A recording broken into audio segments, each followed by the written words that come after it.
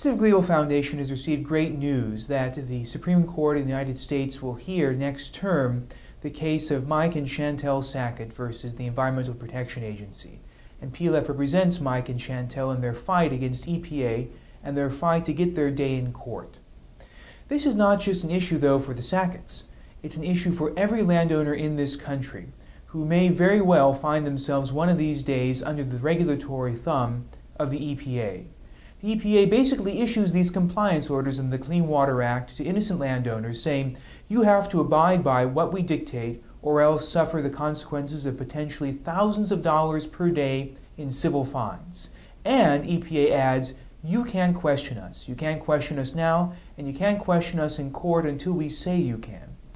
That is a violation of the Due Process Clause of our Constitution, and that's why we are in the Supreme Court to fight for the constitutional rights, the property rights of Mike and Chantel Sackett, as well as landowners throughout this country who've been bullied around way too much by the EPA.